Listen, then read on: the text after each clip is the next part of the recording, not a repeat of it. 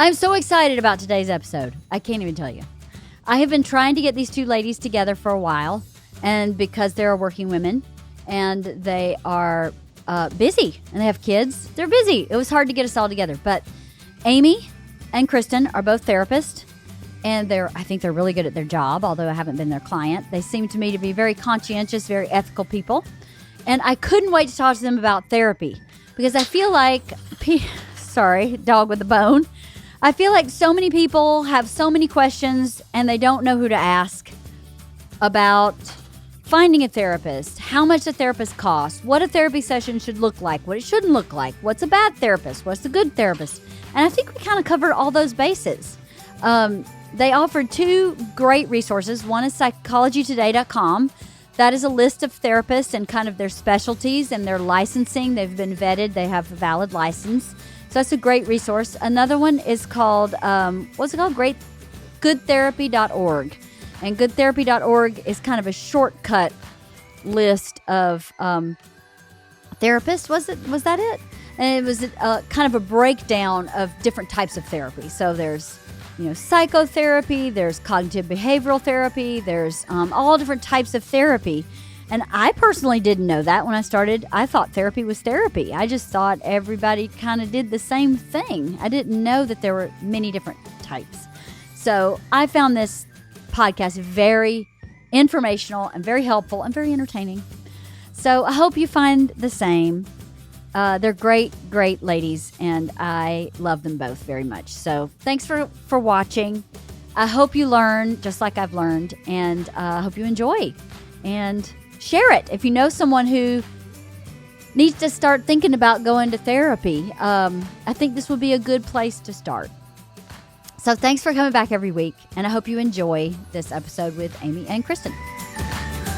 This portrait was a gift to me from an artist.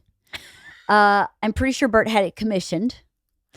I think it was a gift, though. So do you think he actually posed for it? Yeah, he did. No, he did not. I found the photograph. No, he did not. I did. Yes, I found the photograph. It's for me. I think it's really funny that the artist did not take his Garmin watch off his arm when painting it. It's pretty funny. That's even better. Oh my god! It's just after a nice sweaty run. I know, totally, right? Yeah. That's what he looks like all really the time sexy. after a nice sweaty run.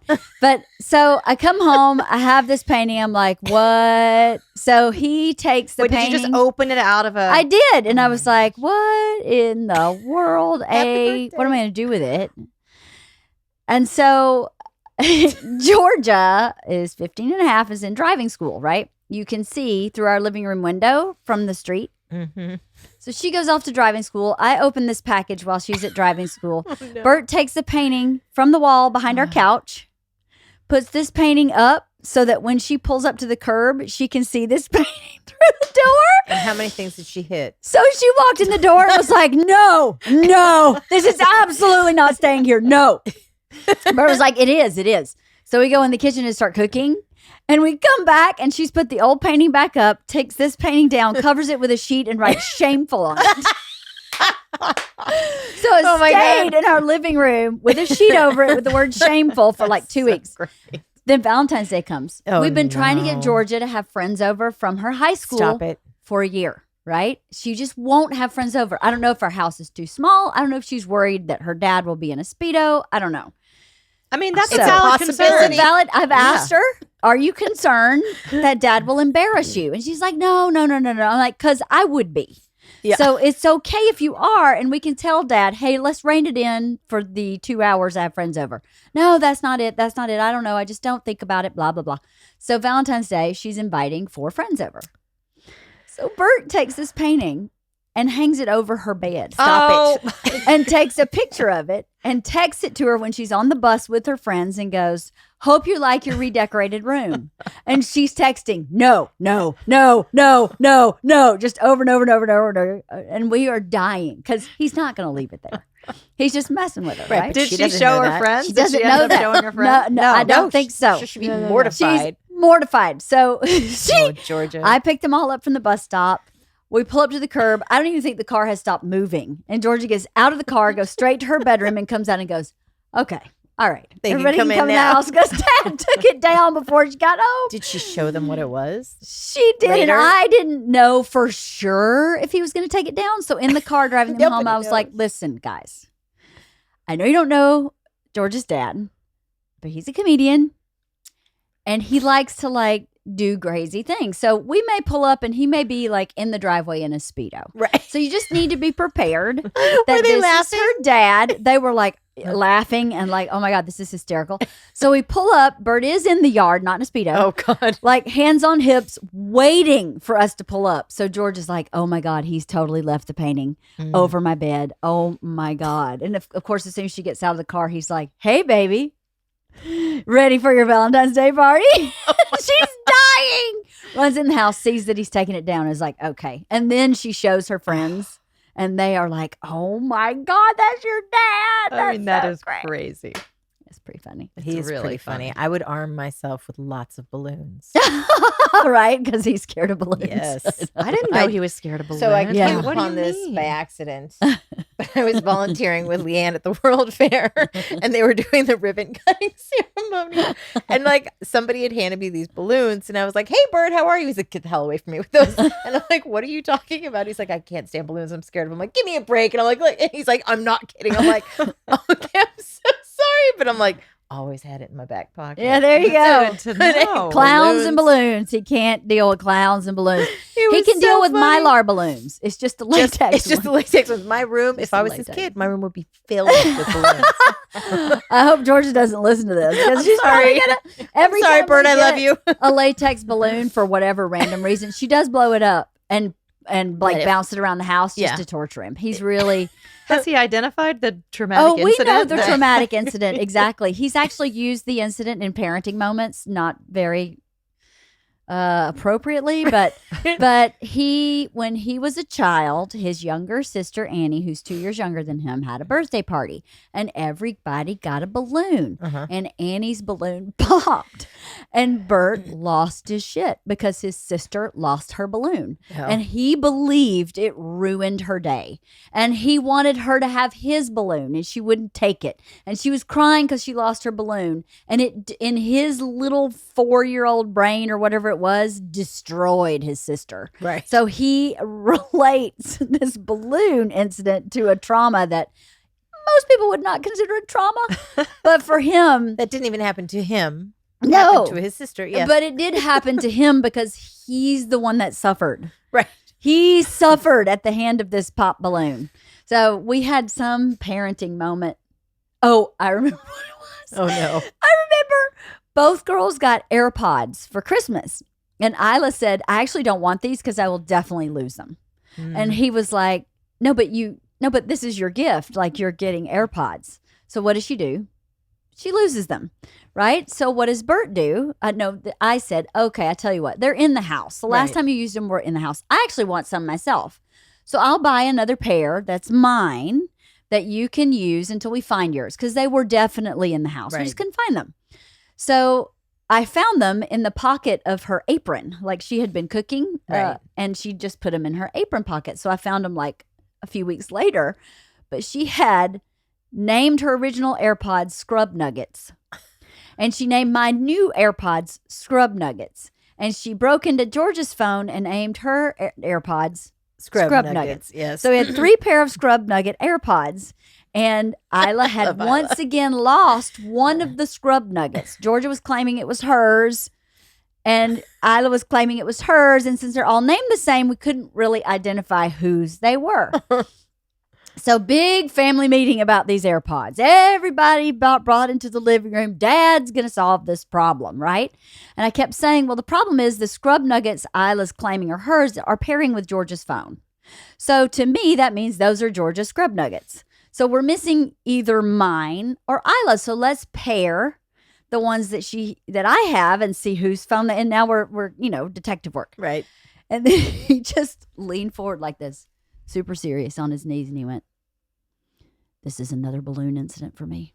Oh, my God. This is the same moment as my sister lost her balloon. Oh, my God. You've lost your AirPods. I can't I can't do it. You lost your And scrub I was nuggets. like, serious? I started laughing because I was like, he And can't he was be dead serious? for real. He was so hurt that I started laughing Oh my because I God.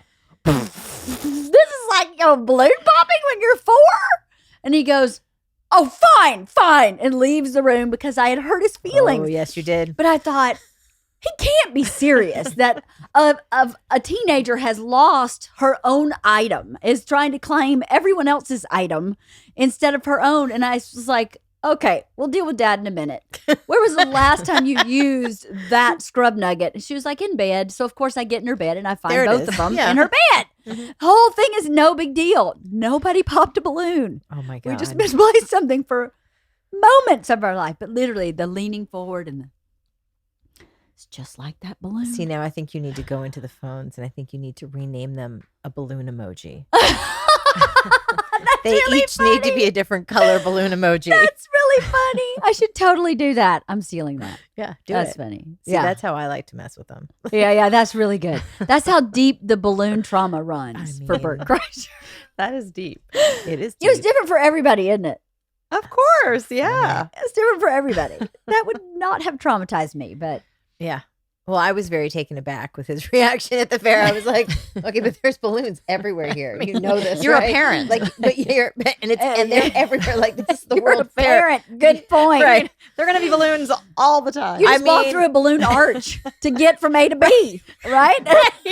You have to walk through the balloon But arch. also because he's such a comedian, I had no clue he was kidding. So I just was like, oh, okay, Oh, Bert. yeah, And he's like, I no, know I'm what. not kidding. And I'm like, yeah, no. okay. Yeah, that and clowns. Anybody painted face clown, he's out. He was in the wrong I mean, place. I think Yes, he clowns was. are inherently creepy, I got to say. They are They're kind of scary. If you live through the poltergeist generation. Yes. Yeah. Oh my God. Or it. Or it. Oh. Forget poltergeist. But Yeah. we got double whammied. I mean, know. The made for TV It. I read the the book. John Ritter one. Oh my, yeah. Mm-hmm. I read the book and I was dying. I read that that book years was- ago. Me Yeah. too, when it first came Terrifying. out. Yeah. Terrified. I was like avoiding every sewer grate. Every Oh, one I of them. still like Yeah. like You them. think about it, right? There's I do. definitely Pennywise is in there for Yeah. sure. Oh yeah. It's crazy. It wasn't fun to walk by places like that. No. No. Never. I had a Yeah. boyfriend that would hold me physically over the grate and I'd start crying. What?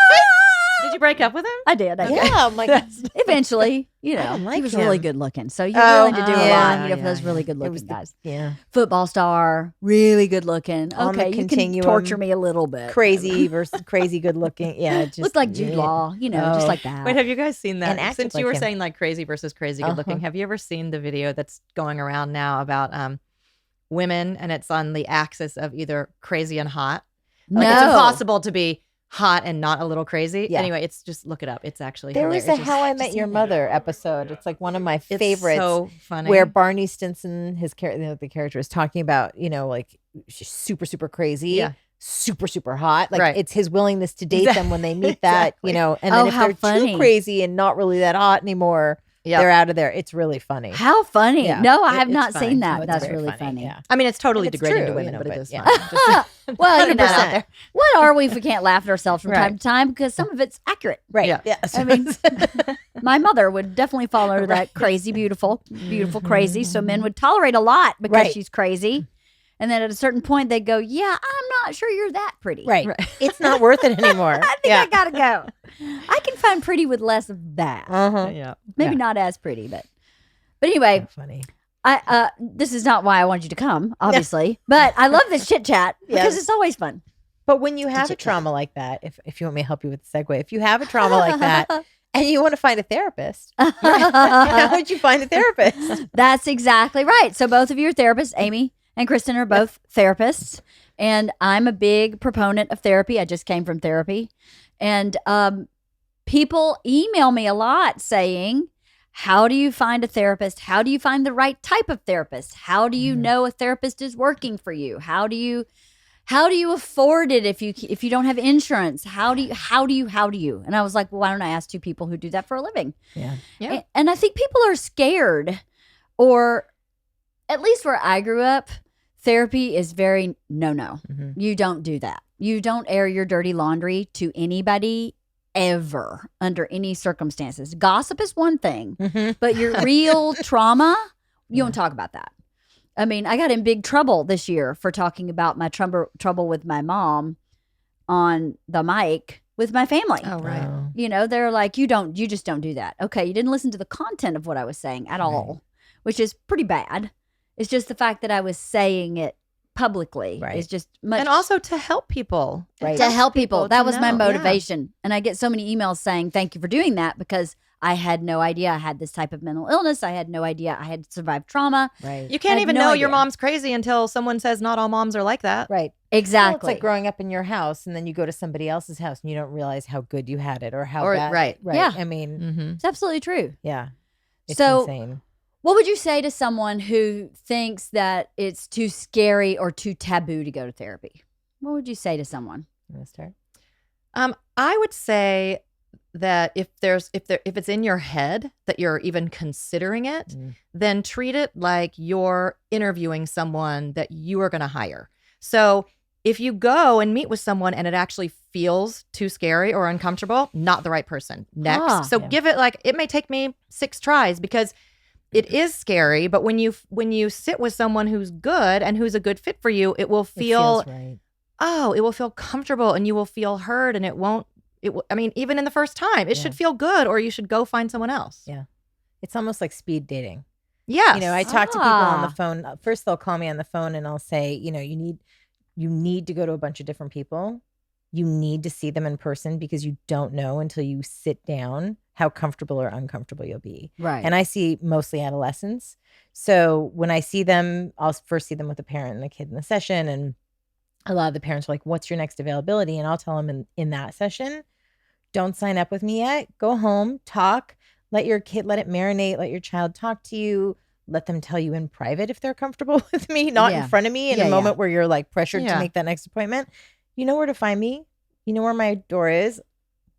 I'm happy to make it, availability for you. But go see the people. It's worth it. Yeah. The problem is that's up front is where the biggest investment is, because most people won't see you without, a commitment.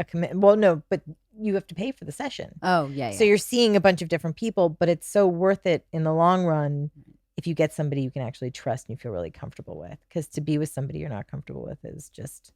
It's a waste of time I also and money, think, right? actually, and I do think it's worthwhile. I'm glad you brought up the money thing, because I think someone should be willing to have a 20 or 30 or, I'll stay on the phone with someone for an hour if it needs to be, conversation on the phone first. I do the same thing. Which is free. Yeah. And so if someone doesn't offer that, ask for it. Right. And then you'll learn a lot from that. And if they won't do that, I wouldn't even try them. Yeah. Because you can learn a lot from just that conversation. Yeah. That's very true. And it's a lot less confrontational on the phone. 100%. Yeah. Not that you're confrontational, but the person showing up is confronting what's bothering them. So that's confrontational, just their inner workings or inner dialogue or whatever's going on is very confrontational. To say, I need help, or I'm lost, or I'm scared, is kind of scary. So I know Bert and I have some of our healthiest conversations on the phone, because it just puts some kind of layer of safety or something where you go, I can be completely honest here because I'm not looking at him. Yeah. I don't know. Good point. That is a really good point, though. I didn't really. I have found my therapist, both the one in New York and the one here, through the same institution. They were different entities, but the one here is called the Wright Institute, and she called it a psychodynamic psychotherapy clinic. So I went in and talked with an incept person, I think it's called, incept, someone who says, hey, what's going on? What do you want to work on? What are you feeling? And then she placed me with someone, and she just happened to, both times I had went through the same experience. Both times I paid a sliding scale. I think when I was in New York, I was paying like $25 a session. And here, when I started, I was paying something like $35 or $45 in the beginning because I couldn't afford anything. Right. But they placed me, and they just knocked it out of the park. Both my experiences, first person. The first time I walked in, I was like, okay, this is good. Yeah. And for me, I didn't have to shop because I just couldn't afford to shop even. I just used that avenue, and it really worked for me. I would imagine most major cities have some type of clinic like that, because I guess my therapist was working on her hours Yeah. and is supervised by someone else. So maybe you're not getting a seasoned therapist, but for me, she was the right person. Absolutely. And they're being so well supervised. I mean, Yeah. I think that's actually a great thing to bring up. There are tons of them in LA where Right. it's going to cost a lot less money, and they're good because they're having really great supervision. And again, if you don't like what's going on, you can go to the person, whoever the supervisor is, or whoever is the person that put you with that person, and say, coordinator. "Hey, Intake. can I get That's a what it different, is. I don't know a what different incept. person?" Intake. Yeah. Yes. Beginning, it's the intake coordinator, and then yes, just like you said, and you can ask for somebody else if you want to switch or Yeah, Yeah. you can't, because I have a friend that went through the same institute, and she did not like her first person. Yeah. And went back and switched, and the second person she's been with for a long time. So it just takes what it takes, even in that capacity, right? And I like that you brought up that it was psychodynamic. I don't even know what that means. That's just, So, I just left her. So when I just said, what's that called? I wanted to know what people not in LA could Google and find. So when I talk Yeah. to people on the phone in that first 20, 30 hour long conversation before they come in, it's, do you know what type of therapy you're looking for? Because some people are looking for something very specific, like cognitive behavioral, Gestalt. I mean, there's so many therapies out there. So I'll say, do you know that there's different types of therapies? No.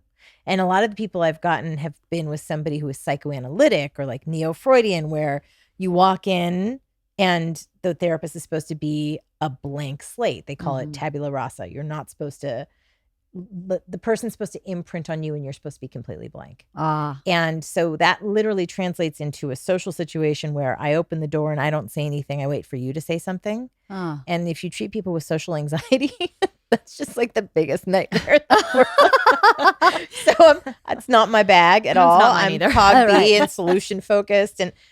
But the point is, when people don't know what they're looking for and they're just looking for a therapist, and they find this person, they walk in the office and it appears that they're really cold. It's really off-putting. And if they don't know what they're looking for or how to even ask for it, you can land in a situation That's like why that phone call is really important, Yeah. I think, just Yeah. to get to know each other. Yeah. And That's really I smart. agree. If somebody's not willing to sit on the phone with you for a few minutes and just ask you some questions and be open to hearing what you're looking for, I think that's a red flag.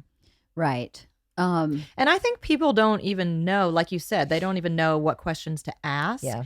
So, I'm sure you do this too, but I have a process on the phone where, I say, this is how it's going to work. Like, I'm going to ask you a few questions about what's going on to you. If it seems like something I can help with, Yeah. I'll tell you a little bit about me, and then you can ask questions. So then they don't have to do anything. Right.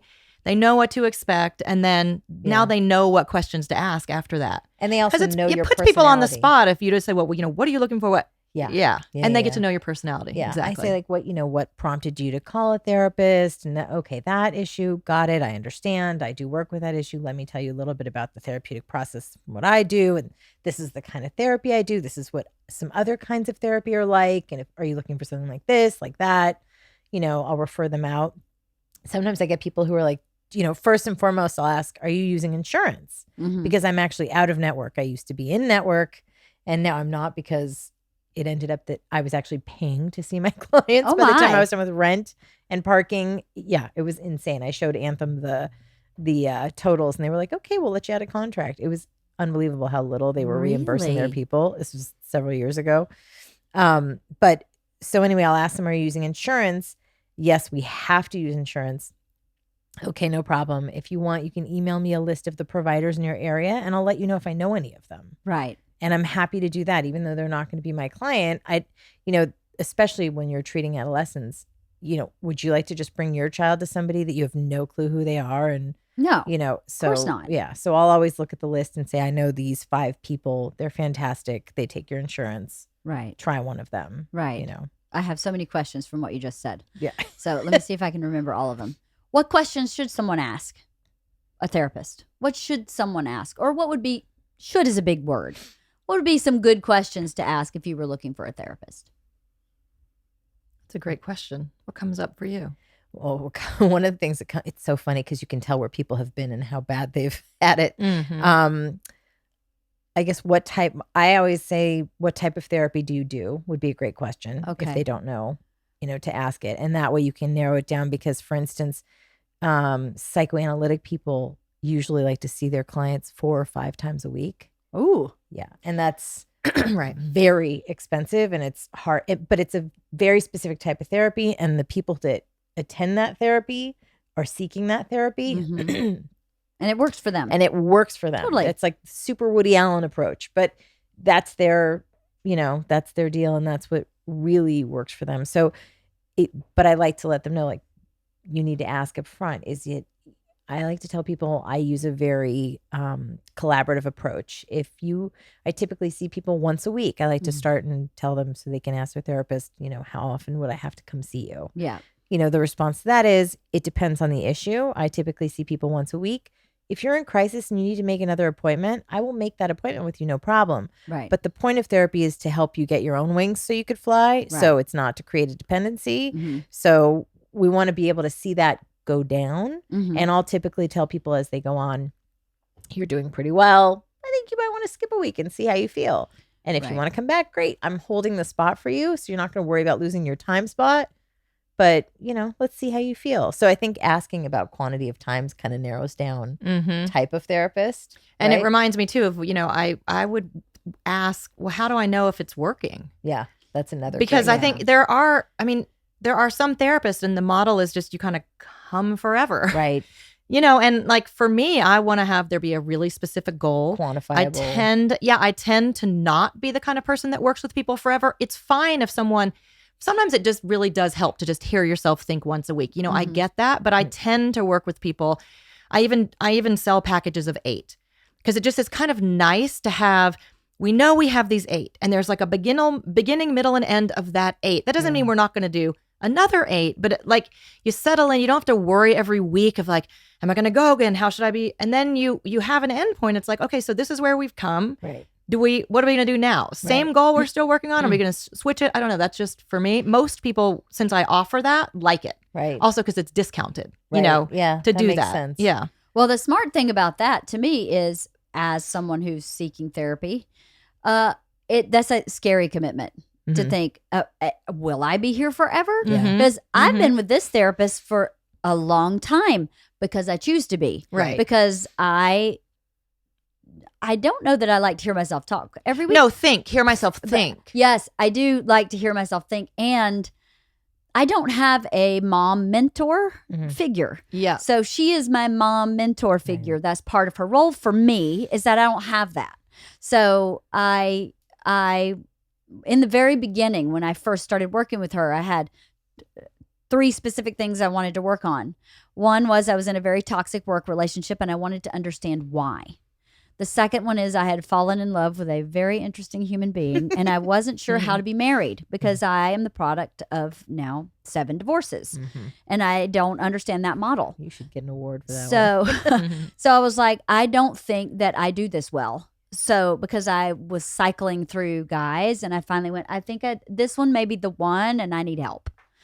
And the third one was I don't have a female role model. I don't have a mentor for life skill, human being stuff. So I knew that 18 years ago when I started seeing her.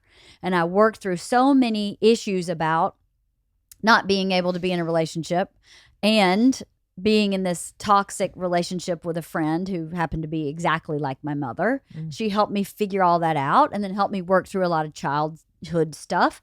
And now most of the time I'm there going, okay, this is what's going on with my kid. This is how I'm parenting it. What do you think? Like last week, I went in and I just did this. Georgia's playing softball. She's a sophomore. And she joined the team last year as a freshman. She played none. She's the least experienced kid on the team. But they said, you work hard for us, we'll work hard for you, and eventually you'll be starting. Awesome. So her first ball game is last Saturday. And I can tell she's anxious. She has anxiety problems. We've been to therapy for anxiety. And she does a really good job managing it. But I could tell she was worrying, just a little whir of anxiety. So I say to her, I'm so excited for your first game. And she goes, yeah. And she's about to start crying. And I go, I just need to tell you this. I am so proud of you because you are working so hard and you've joined this team and you didn't know what you were doing and you've worked for a year and you sat on the bench and you've been this awesome cheerleader and now you're starting and I'm just so proud of you. It speaks so much to who you are as a person, that you believe in yourself. And I'm seeing her unravel a little bit and in my brain I'm going, wait, I'm saying everything positive. I'm doing everything right. I don't understand what's happening. Expectations. No, I even said, I don't care I don't care if you drop every ball. I don't care if you strike out every inning. I don't care. I'm just so proud of you that you've worked this hard to get to this place. I'm so proud. And she closes the door and I'm like, okay, I screwed that up and I don't really know what I did. I was trying to be so supportive. And so I go to Jackie and I say, this is what I did. And she went, oh, you fire hosed someone with anxiety problems. First rule of anxiety people, no fire hosing. And I went, seriously? But it was all positive. She went, Leanne, you are too intense. Here's what you should have said. I'm so proud of you. I can't wait to see you in the game. Let me know if you need something. Right. And I went, really? Because I thought I was giving her all these compliments. She went, wrong personality. Wrong personality. You could have done that for someone like you. Right. But your daughter is not like you. And she hears anxiety, intensity. Right. And then she's like in this frayed place. And she was. I like worked her into a froth. And I didn't mean to. So I would never have figured that out if I hadn't gone to Jackie. And Jackie knows my whole family from birth through me. And that was like a shortcut for me. So now this whole week, I've been paying attention to how I talk to her about everything. And she has become so much more relaxed in every part of our relationship. I did not know I was fire hosing her because I am an intense person. She also had that first game that she participated in, right? Yes. So the unknown of that is now over too. Is over. Yeah. Yes. But I was just like, thank God I go to therapy. That's what I said. It's such a good example of why people do keep going, because it's like parenting is one of those examples. Every week you're going to have something changes constantly that you just want to, especially if you don't have an experience or paradigm of what the right thing is. I don't. How are you supposed to know if you don't take it in and workshop it and talk about it with someone who, and still the therapist might be wrong sometimes too. I mean, it's not a matter, but it's just a matter of that ongoing conversation of how you're thinking about things and getting a different perspective. Right. It's about support. Yeah. I feel like you need support. And so many women in my imagination, whether this is true or not, have their mom, to go, oh, mom, this is going on. Help me figure this out. And mom can help because mom's experience. Hey, I don't have that. Right. So then I had to, that's why I stay in therapy, is that from time to time, stuff comes up from my childhood. I go, I thought I was finished with this. And here it comes again. But if that were my goal for therapy, I would have stopped a long time ago because I feel like I can manage those things. Is that stuff where I go, oh yeah, that was a shortcut. It's worth every minute for me to get that shortcut with my daughter because I don't want to negatively affect her by being right. That wasn't your goal at the outset. No, right. But it was the outcome. Right. But it also is a good point because there are some things that are just those really big things that are impairing your life. Those things that's like, why does this keep happening? Whatever that pattern is, and it's like, I got to figure this out. And that's a reason to go that maybe does have an end. Right. Maybe there is this, oh, okay, so I get that. You get the epiphany. You get the epiphany. Yeah. You don't need to do that anymore. But then there are things, like marriage. Right. Yeah.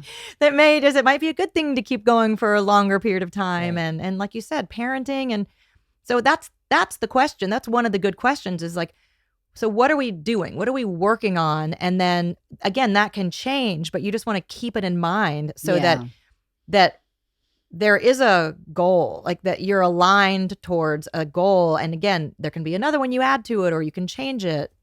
But it feels weird to me when people can just say, well, I've been going for such a long time and it's really unstructured and it's just kind of whatever comes up that day, but I'm not really sure. I don't feel like I'm getting anything. Right. I hear that from people. Like, I feel like I'm getting anything anymore. I'm like, well, what are you trying to get? Right.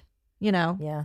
My answer to that has always been, it is a red flag if you are trying to separate from a therapist and they won't let you separate. Oh, totally. You know what I mean? Like if you ever had anybody come to you and they came to you from somebody else who wouldn't let them go. I really haven't. I mean, that would make me mad, actually. It made me very mad. I had someone come to me and they were like, I tried to terminate and I told my therapist I wanted to stop. And she was like, you need one more session and to really process through the termination. She came and she's like, there's other reasons why you should be in therapy. I mean, she felt so guilty for leaving. I said, therapy should never cause you more anxiety than the reason that you presented to come to it in the first place. You know, that's not okay. Right. It was really not okay. So I think it's huge for me to say, if I have a client and they came to me for a specific issue, they worked through that issue, they're feeling great, I'll tell them, this was your goal when you came in. How do you feel about it now? Right. Great. Done. Great. Would you like to take a break? Right. You don't have to keep coming every single week. Right. Most of the time they're like, no, well, let's wait a little bit, which is fine. It's totally up to them. Right. But I tell them you can come, like, especially from seeing adolescents, I'll see them and then their schedule will get busy and then I'll see them during the summer. Right. Especially right before school again. Or I'll see them before they go to college. I'll see them when they come back from their colleges, like during winter breaks, always flooded with, those people. Yeah. But it's okay to be sporadic once you've worked on your core issues and you're feeling good to be used as a touchstone. Right. I have no problem with people doing that because that's kind of the purpose. It's like, oh, checked in. Yeah. They'll come back and say, I'm dating someone. I'm not sure if it's the person I want to marry. I want to really work on that. Great. Done. Problem solved. Bye-bye. Right. I don't think people know that. A good therapist, an ethically good therapist, their goal is to get you healthy and on your way. Right. I think people think you want to keep them tethered. Like Amy said, you don't want to create dependency. Exactly. That's it's just wrong. It's I was unethical. gonna say unethical, but it's just wrong. It is kind of unethical. Yeah. If your job is to free people from their Right. burdens, problems, issues, then it would be unethical for you to go, no, I need that paycheck. Right. And one of the things I think that is interesting, I think one of you were talking about just being on the phone, but those touchstone moments, especially with college kids, the phone works. Yeah. I mean, the phone is actually an intimate way. I actually don't love when it's FaceTime or Skype or whatever, because I think it tends to be distracting. It is. Like you end up looking up someone's nose or whatever. But the phone is actually really an intimate connection, in my opinion. I think it's, especially for those times when someone's away and they just want to, I got to work this issue real quick. Yeah. That's great. So then dang it, I had another question from our conversation. I wish I had my notepad. I should have written it down. How would someone find an institute?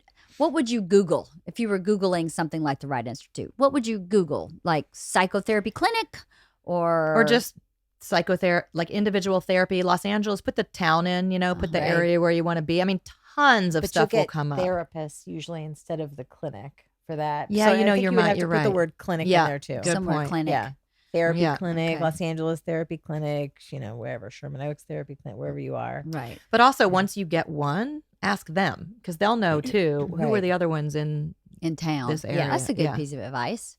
So as someone who has been in therapy, therapy can be really scary, right? So talk to me about when a client is feeling resistance to therapy because they don't like what they're feeling, and the difference between that and it not being a good fit as a therapist. Because there's got to be a difference. There's times when I'm in therapy and I'm like, I don't want to feel that nasty feeling, but I never have the instinct to leave. So you're saying when you've decided to do it, you're in therapy. Yeah.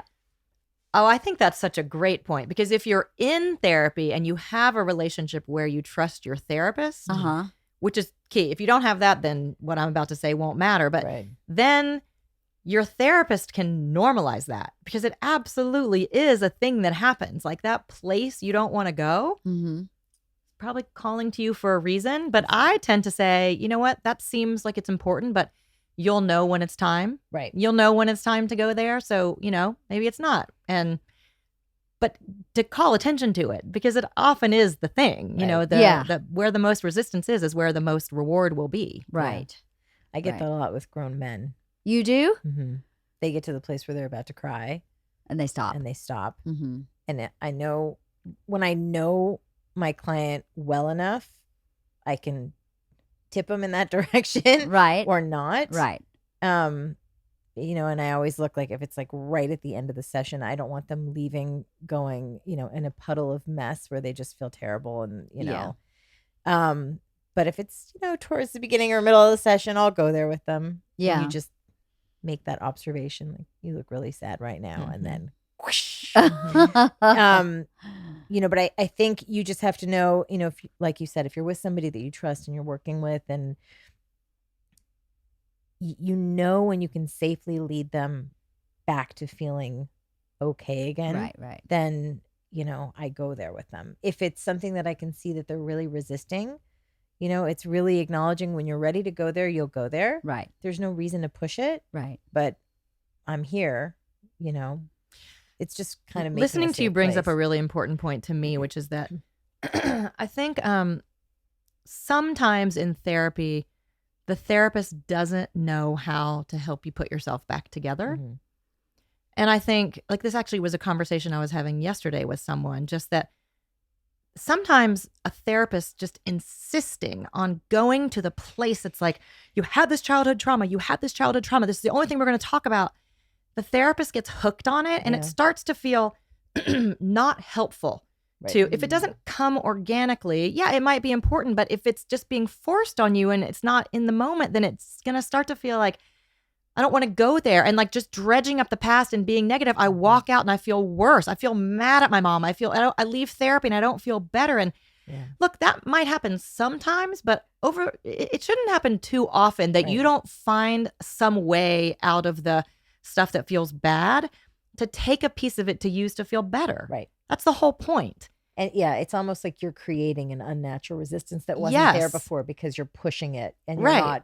you're not letting them bring it to you. I think there's a delicate dance between our goal is to want our clients to feel better. Sure. That's the whole goal. Is to heal. And so if you see something, and quite often we'll see something that they don't see yet, or Right. they're not willing to see, and you could unwrap that Christmas present early and make it happen for them, but then they're Such a not good way to doing the put it. work, and then they're not going to get it because they're just going to kind of take what you say instead of experience the Yeah. actual, healing from opening it themselves.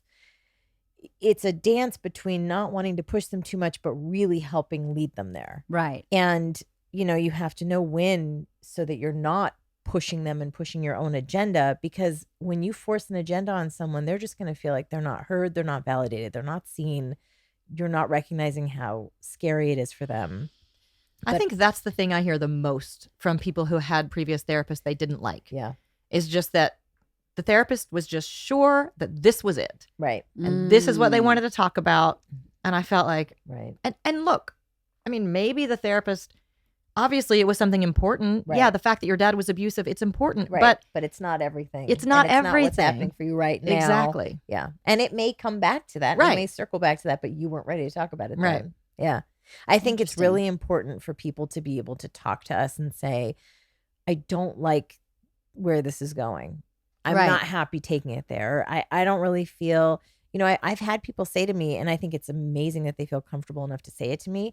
No, that doesn't really, I hear what you're saying, but that doesn't really sit with me. That's not really what I'm feeling. It's really more like this. And I'll Mhm. thank them and say, thank you. That's helping me get to where you are. But if they can't say it and they don't feel comfortable enough saying like, no, I don't think it's quite Mhm. that kind of sort of is, tipping close to where I am, but not quite. My job is to help them go there. Right. So Help them figure out what it is Right. if that's not it. I Yeah. know that happens with me sometimes with my therapist. She'll say, well, let's talk about this that happened, when you were 8. And I go, Right. nah, that's not it. right. Because it hits you Mm-hmm. and you know whether it's it or not. Right. And really, I think the relationship of a therapist and their client should be a team effort, Mhm. right? It's like going to a physical therapist. You still have to do your portion of the work. Right. And I think I find people that I know that have been in therapy for years and have made no changes is because they have made no changes. Right. And maybe the therapist isn't effective.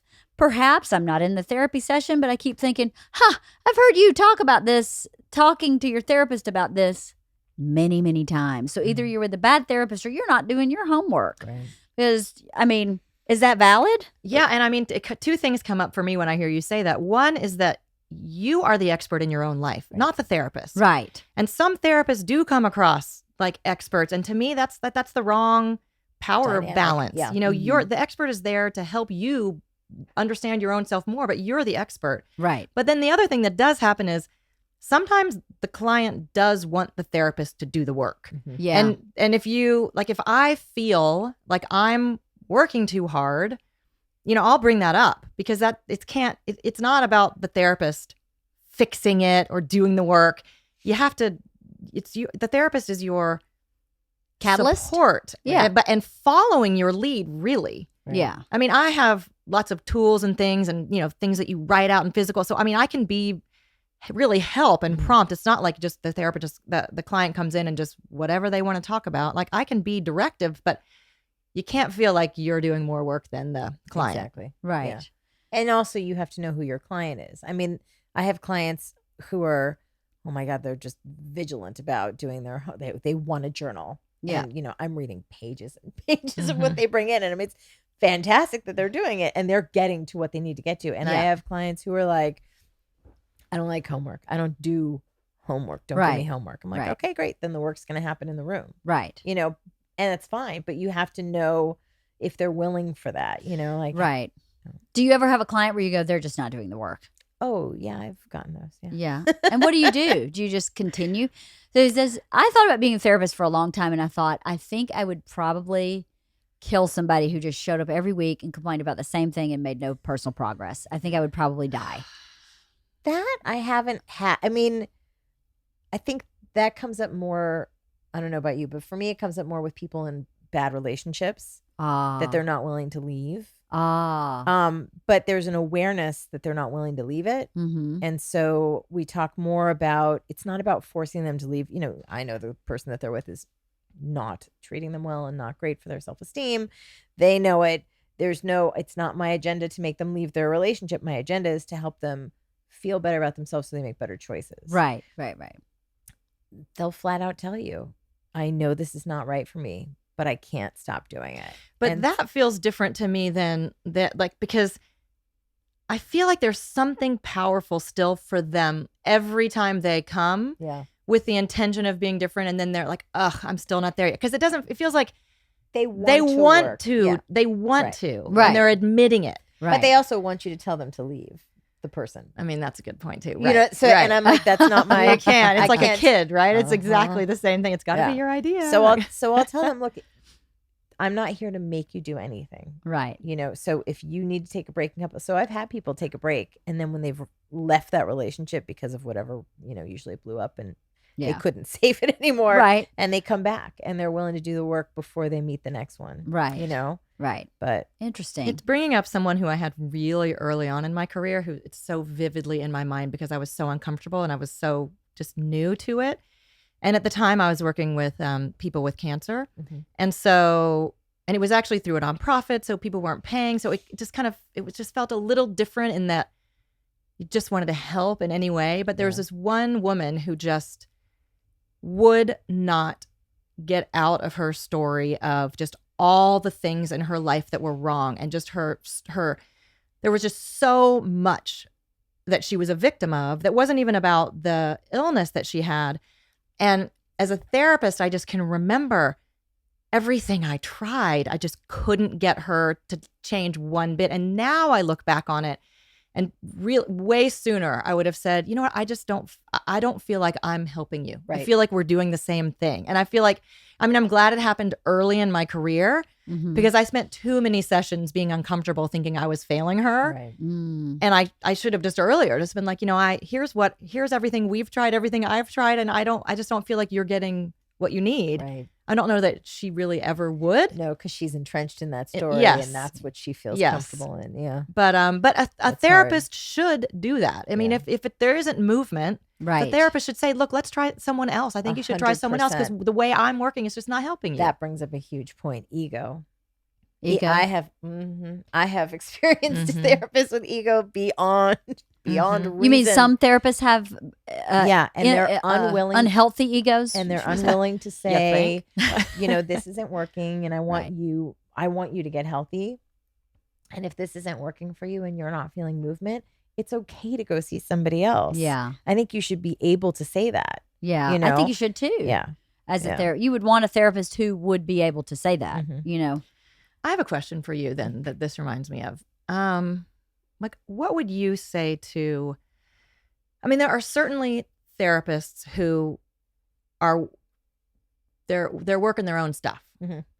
So and I'll answer it too, but it just like, how does someone know when the therapist's kind of own stuff is getting in the way of the clients? Oh, I've had clients come to me and say that they had a therapist who they knew too much about. Oh. And I was like, that's not. Mhm. I had one person come to me and say, is it normal for the therapist to have a child in the room? And I was like, What? No. What? No. I said, your child? Like, did you bring your child? She's like, no, their child. They couldn't get childcare. And she was 6 and they put headphones on her. And I was like, are you joke? Is this a joke? Am I being punked? Right. Like, I mean, can I Yeah, have the no. name, please? Because that's reportable. Like, you're kidding, right? No, that's not okay. So No. if you're looking for a therapist, that's Right. not okay. That's not okay. If there's No. a child in the room, headphones or no, not okay.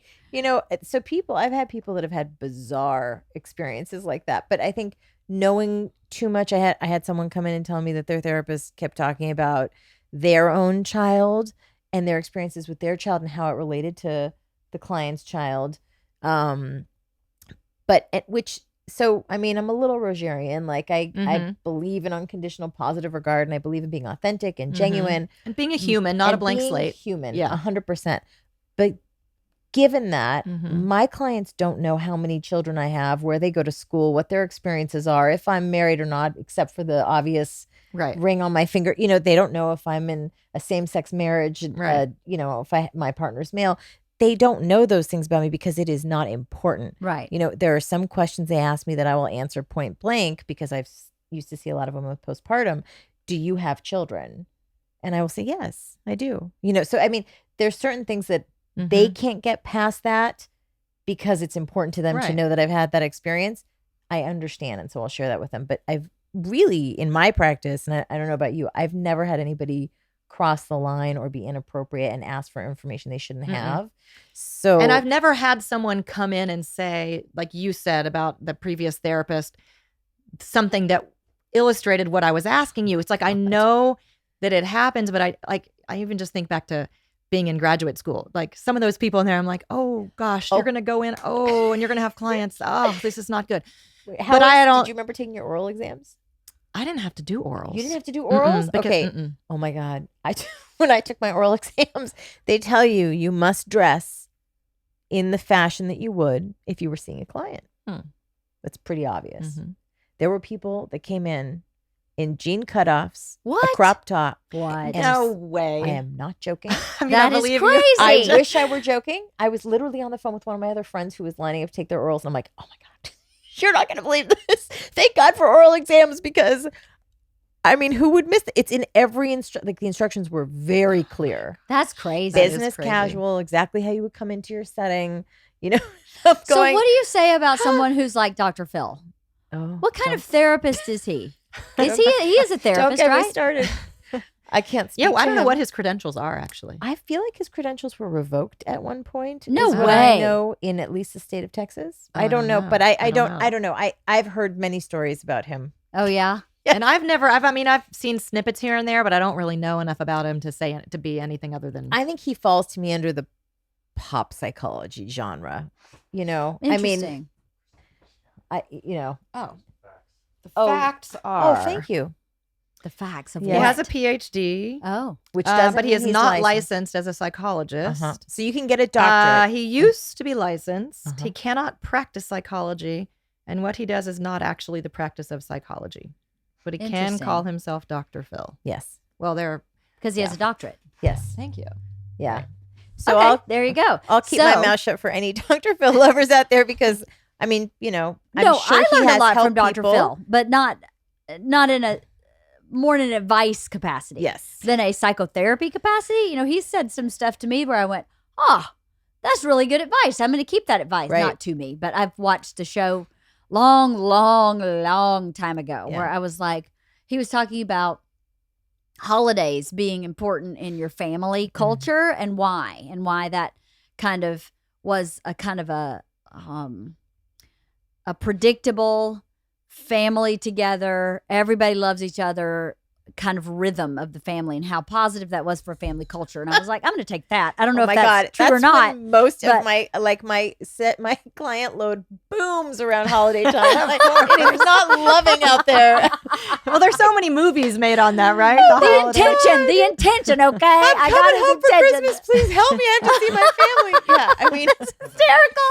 I never It's thought so about it like true. that. I feel the same way. I'm always mean- like, Christmas. Yeah. Here come the in-laws and my dad. sad at the same time. But think about all the movies. There's some hysterical movies. There are about so many. Thanksgiving and You're right. Christmas. Okay, so never mind. So that was not good. No, it's Dr. Phil not. advice. But it's very funny. It's just so I think it's really take what you like and leave the rest. Yeah. And I think that's about everybody. I mean, there's been teachable moments, from so many different people in my life that didn't. I mean, Maya Angelou was a huge influence to me. She's not a therapist. Mm-hmm. But she's had some quotes. Frida Kahlo. I mean, there's people out there that have had some deep, meaningful things that have said to me about life and just struck me in a way that really resonated for me. And I'm sure he's had those moments with people, which is fantastic. Well, and the Dr. Phil thing reminds me of what we said earlier, which is at least like shining a light on something that feels really wrong and seeking an outside perspective of, is this normal? Right. Like, is this okay? Yeah, exactly. Like, it feels like that's the few times I've seen it. There's just been a lot of that going on. Right. Like, this is not how you treat your son. This Right. is not an appropriate thing for whatever it is. And that, if you feel like something's really off, but you don't know what it is, that's a great time to go ask a professional. Right. True. But just so people listening know, Dr. Phil is not what therapy looks like. Correct. My therapy doesn't look anything like the Dr. Phil show. There's no like, do you see stupid on my forehead? My therapist doesn't talk like that. She really does what you're describing, where she will lead me to figure things out for myself, which is the only way that you can gain true self-esteem. It has to be intrinsic, right? It can't be extrinsic. It has to be intrinsic. You have to learn it yourself. It's the good questions. Yes. It's asking the good question that then it's your answer as the client, but it's asking the question that maybe you didn't think of or you don't feel safe answering for anyone else. Right.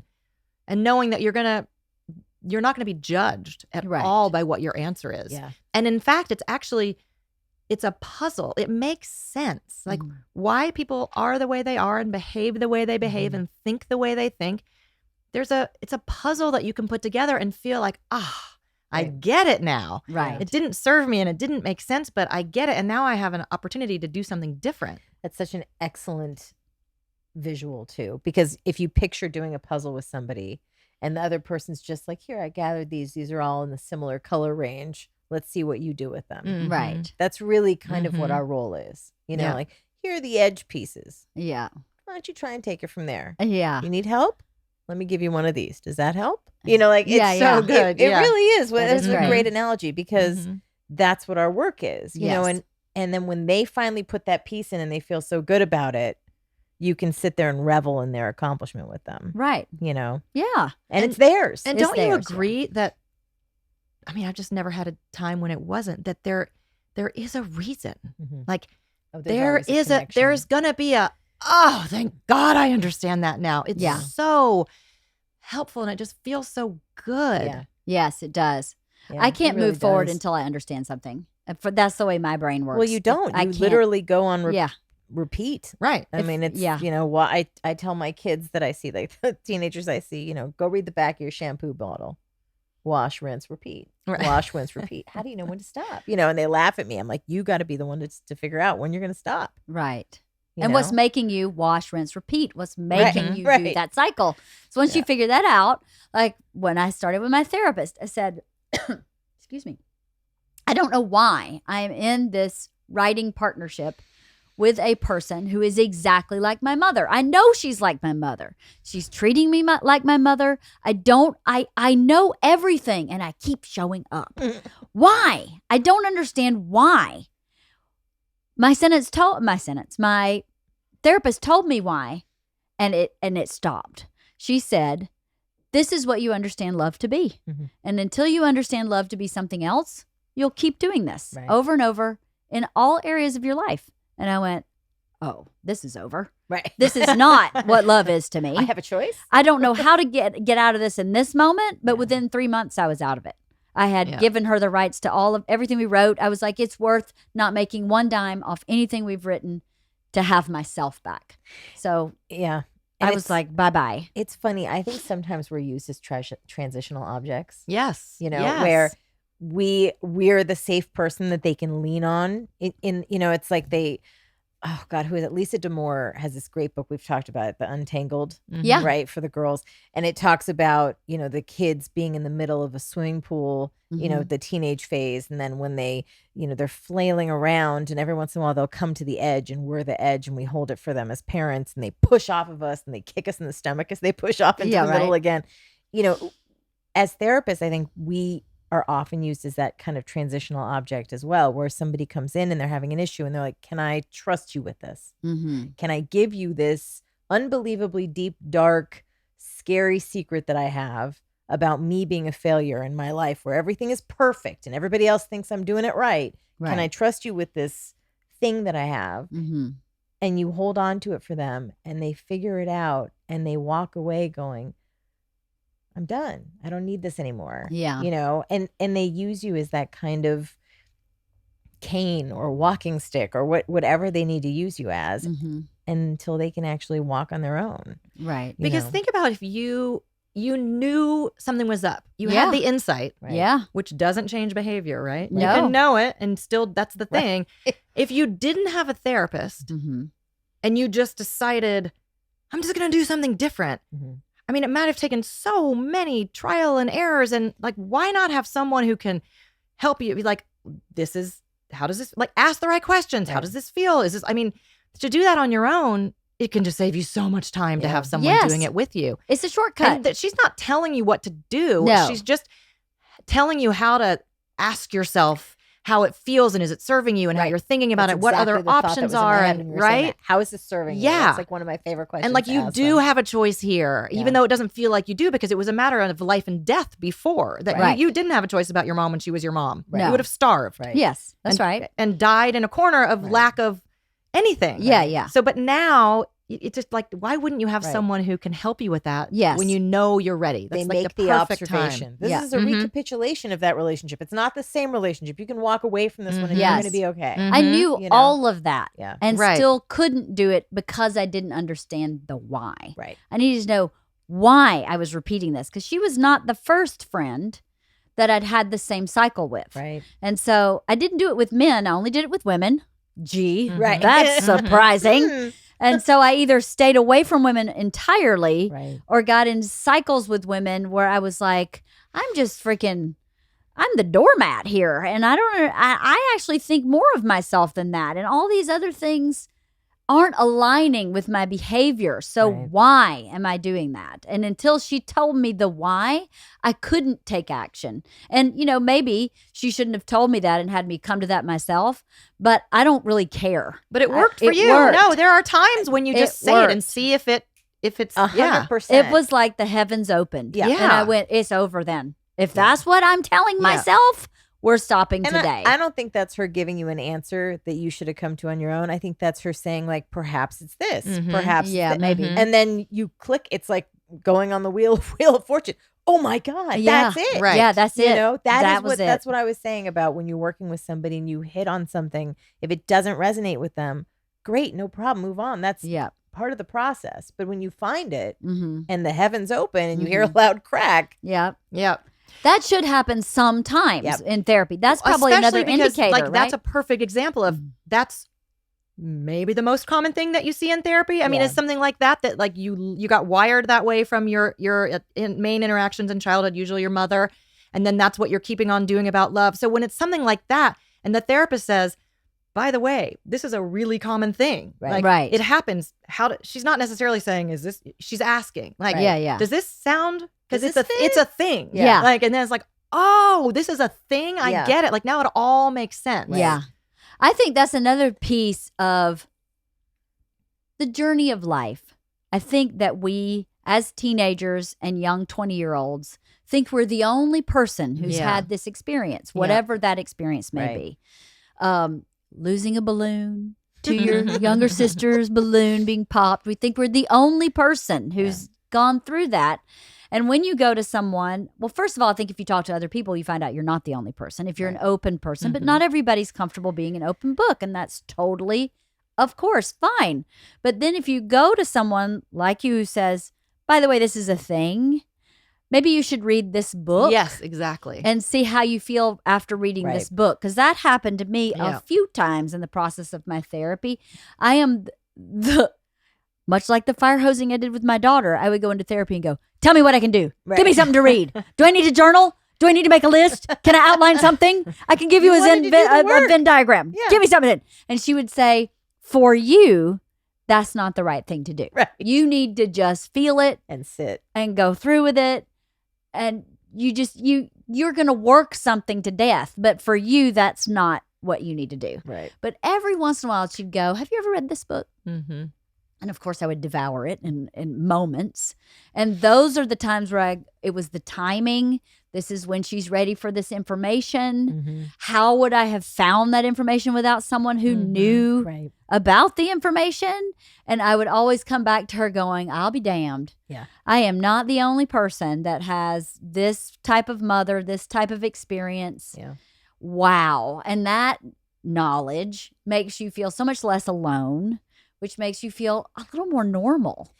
You know? That's a great Mhm. point. And I think a lot of our job also is education, Mm-hmm. you know, and I think Mhm. especially from postpartum women, you know, I Mm. get so many people who are like, postpartum means that somebody is, you know, doing something terrible to their infant. Because No, like, that's it's not only, what that means. You know, a small percentage of the people that have it Yeah. have postpartum psychosis, which is, you know, that's the level you're talking about. Most of it is postpartum. Most of it's actually baby blues that transitions into postpartum, but they have very negative feelings about themselves. They have a hard time getting out of the house. So that's kind of one example of a population who just does not feel like they can come forward. Right. And it's Mhm. very difficult for them, and they need to more than anybody else. Yeah. So I think, you know, trusting your therapist, knowing that you have somebody that you can actually really talk to and know that they've been there before. Mm. You know, I think asking the important questions, you know, and like you said, having somebody who could give you that advice. So if you're trying to find somebody who, you know, you're having issues. I mean, I have people with really specific issues that I've turned away because it's not my niche, but like sports therapy, Mhm. you know, or a policeman. I had a policeman come to me and I'm like, you need to see somebody who deals in trauma Right. and that line of work and knowing the ins and outs of the, you know. So asking about, do you have experience working with, Mm. you Got know, it. is a great Mhm. question to ask when you're trying to find a therapist, because that way you can get somebody who has the education to give to you, Right. you know, instead of somebody who's not in their depth. And I think if you have somebody who's like, oh, sure, I do that and I do that and I do that, then And I would ask, so what does it look like? Like, what happens in the 50-minute session? Like, Right. what are we going to do? that's a great Yeah. question too. Yeah. Yeah. That's a great question. And just to think about a therapist this way, you would never go to a cardiologist for a knee problem. Right. You have to Right. find the right person for your issue, Mhm. right? The right specialty, sort of. I think people They think do have specialties. Yeah. that, of course. I think people think therapists are one size fits all. Mm. That a therapist should be able to deal with a psychotic person just like they deal with a depressed person, just like they deal with a PTSD person. And there's just so many different facets to the human brain. Yeah. I think it's a lack of education of the public to think that it's a one size fits all. Yeah. Right. That you And have to find cancer the right was a person. perfect example of that. Yes. That is a very specific population to work with. Right. And, you know, unless you are able to say on the phone what your issue is and then ask, and it's okay to ask because we want to be able to be matched with the right person because we don't Mhm. want you to go through the experience of sitting in front of us and then feeling like, well, I didn't know, you had no idea about this, you know? Right. Mhm. So ask, you know, this is why I'm coming in, or it's for my, you know, daughter, it's for my cancer, it's for I just lost my husband, you know, Mhm. whatever it is, so that we can say, you know what, that's not my area of expertise, but I really want to get you, you know, if it's not my area, I'll call all my colleagues and say, I need somebody who's grief therapy in this situation, you know, and I'll circle the wagons and find somebody and refer them as many people as I can so they can make an educated choice for themselves. Right. But, you know, that's the whole goal. Right. So it's Yeah. like two things I would think of: the expertise that Mhm. really matches what you're looking for, and personality. Yeah, Right. Just exactly. flat out personality. Right. Because it's a personality fit, and Yeah. you walk in that room and you're like, Yeah. walk out. Right. I mean, you can stay for the thing, but if Right. you really feel it right from the beginning, you know, maybe you don't want to pay Yeah, you for could it. say, and Yeah. by the way, you can always say, like, I've changed my mind. Right. Totally. You can even say if you don't want to say that, you can say, I think I left something in the car. Whatever. And never come back. It's Right. so funny to hear if you've turned somebody off. I had a colleague who said she actually referred somebody. She had a mother come in with a child, and the child had a addiction issue, and they wanted to refer them to a sober coach, somebody to travel with the kid. It was a very specific situation, and I gave them somebody. And apparently she expected to see the child. The child was a young adult. She expected to see somebody come in by themselves, and they brought their older mother. And she didn't realize that's who was going to be in the waiting room. So she opened the door and she saw them, and she welcomed the child in. I say child loosely. And he came in, and then this woman followed him. And she was like, oh, okay, whatever. And he later introduced her to be his mother. And she said, oh, I'm so sorry, She then referred them to the sober coach I gave her. And I heard from the sober coach later, they refused to work with that therapist because the therapist didn't appropriately introduce herself to the mother in the waiting room. What? And the therapist had no clue that that she was with him. She was in a clinic setting. There were other people waiting for other therapists. And I said, wait, so you didn't introduce yourself to the woman? And she said, no. And I said, but because you didn't know she came with that client, that wasn't, she said, absolutely not. There was no mention of a parent. Right. There was no, this is somebody who could drive themselves, Yeah. And that's why they wouldn't see her again. Interesting. I was like, okay. Yeah, so I have that reminds personality me. Yeah. will, and I thought, you've got to be kidding.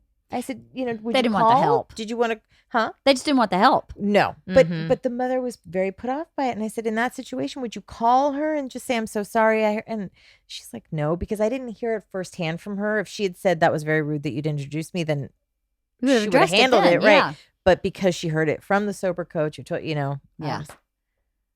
Yeah, that whole thing reminds me of, I had this thing happen a few months ago where another therapist sent her client to me, but he was still going to her, but she wanted him to like specifically talk about finding a job right, with me. right. And I spoke with her several times just about like what kind of therapist I was like, look at like I'm really a skills-based therapist, and my expertise is in resilience, and so this whole thing, and I was like, yeah, I mean, I do work with that age group all the time, Right.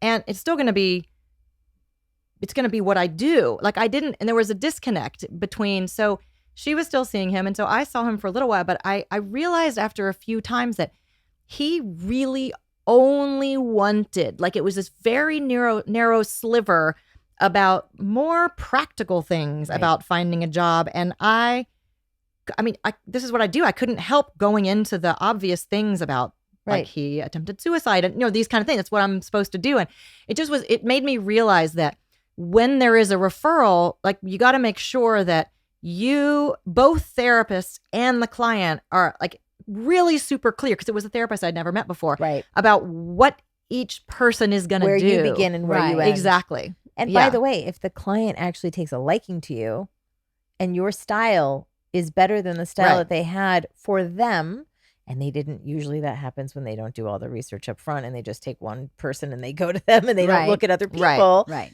Yeah. that happens. I referred somebody to a psychiatrist because after years of working with them, I just found, they were doing everything humanly possible to try and get themselves better. And they were still really depressed. And I mean, 2 weeks being in bed, Yeah. it's ridiculous at that point. They went to the psychiatrist, and the psychiatrist referred them out to another therapist. I was like, Seriously. okay, sure, no problem. Yeah. Wowza. They came back to me like 2 years later, and they were like, I don't know why he did that. And I said, I don't know either. I said, but it's okay. It's not, Yeah. you're just following the advice of the professional that doctor, you yeah. saw. I sent you to him. I won't send anybody else to him, because I was like, that was really definitely It'd have not. been some Inappropriate. professional courtesy to call you and have a Nothing. discussion about it. Yeah. Yeah, that's really bizarre. Yeah. that He had a very large ego. I was gonna say, it sounds like that's your ego guy. It was nepotism. I found out that he was actually starting my a practice, gosh. and he had a therapist that started for him in his office. So he had started a new practice, and he had a therapist literally like renting a space from him. And it happened to me and 2 other colleagues of mine. one He on the was west building side, her business. and he was building her business. Yeah, Wow. yeah, which is ugly. So to me, when you put personal, professional, Yeah. in front of your client, you're gonna lose every time. It's just not okay. Yeah. No, it's not okay. Yeah. So I think you two, I've not been in therapy with either one of you, but knowing you as people, I think that you would be amazing therapists and very open and very positive and very amenable to whatever the person in front of you needed or wanted, whether it's to go to someone else or not. But I think 100%. people are probably really scared that most people are like the ego driven, not so healthy, keep you tethered therapist. So Then that makes me think, I wish somehow figure out with a friend, or if you just know someone else who's a therapist, but like put your therapist on the spot, ask good questions. Like, so what do you think? Explain to me how you think this Right. is going. Right. Like, right. and where are we in that? What can I expect? So that it's not, because I think people are afraid to ask. I think the feeling that you should have with your therapist is somebody who is fighting alongside you through the difficult times in your life, Right. instead of somebody who you are dreading to see each week. Mm. You know what I mean? If you're going like, oh God, I have to go to therapy, that shouldn't be the feeling. Right. You know? and even what I just said about asking questions, actually, if you're having to do that, which seems confrontational, it's just probably not the right person. But no, I think sometimes if you're struggling with an issue and you can't get through, you can't break through. Yeah. It's so imperative to be able to ask questions and to trust us enough to be able to say like, I'm not getting here. I need you to poke more. I need you to, but I think you should feel like you can trust the person you're going to see to help get you there, Mm-hmm. or at least be right by your side as you're breaking through that scary place. Right. As opposed to, I don't know what I'm going to tell them this week, or I don't, Mm-hmm. there's a difference between confronting the thing that is scary and being a little bit reticent to do that, and then working with somebody who you don't feel comfortable Who with. you're scared of. Because you know what comes up for me is just that, like, I love my clients. Yeah. Like, I love my clients. It doesn't take very long, and then I can't say it any other way. I love them. I so want it to work out for them. I just You see wanna all their champion them. potential and Yeah. all the best in them, and it's like a visceral feeling, and they have to feel that from Yeah. me. Yeah. Even No, if they nothing, do. it is the Rogerian thing you're talking about. Even if that's the only thing they feel when they come in there, they feel like they're sitting in a pool of just good feeling. Right. Right. And I think that you should expect that. Yeah. Yeah. You should expect that. You should feel like no matter what, we're going to do that. We're going to figure this out. Right. This person they're just going to do everything they can to figure out how they can help me get out of this corner. That they're a teammate. Exactly. Not an adversary. Right. Mhm. Not 100% not an adversary. Yeah. And there's just no judgment. I mean, a lot of people don't have other people in their lives where there's no judgment Yeah. and no agenda Yeah. except for yours and your well-being. Right. And my favorite times in session are when I get something super scary that they throw out. Like isn't it cute when they'll say something like, well, I've done this. And you're like, okay, Right. great. And well, I've done it this way. Okay. I'm like, oh, are you trying to scare me here? Oh, you're gonna have to work harder. I've seen it all. You just kind of, you give them the space to be themselves. And when they start trotting out some of their big scary things, and you're like, this is nothing. We Right. got this. This is not a problem at all. Right. They breathe. Yeah. It's like they can exhale, and they're like, this is not, there really is no judgment. You should not be with somebody who you feel like is judging your actions 100%. Right. That's an excellent point. You shouldn't. I mean, you really shouldn't feel like you tell them something and they look like, oh, That You would be know? a huge red flag. Big. Yeah, if huge there's- red flag. Yeah. I would Yeah. imagine that would Yeah. be a huge red flag if Yeah. you feel judged, or even if you feel stifled. Mhm. You shouldn't feel stifled in a session. You should feel free yeah. to say whatever. The reason you feel like you can't tell them something should be your reason and not because you're afraid of their reaction. There you go. That's You know? well said. Mhm. One more question. If someone came to you, and I already know your answer, but I think people should hear this. If someone came to you and said, I can only pay you $40 a session, that's all I can do. Mm-hmm. But I have this problem. I want to work this out. I am so motivated. What would you say to that? Well, first of all, I think you should have the conversation. Sorry. If you No. wanna Go ahead. Like, I love to have the phone conversation first. I think there should be a conversation, and the money is the very last thing. Yep.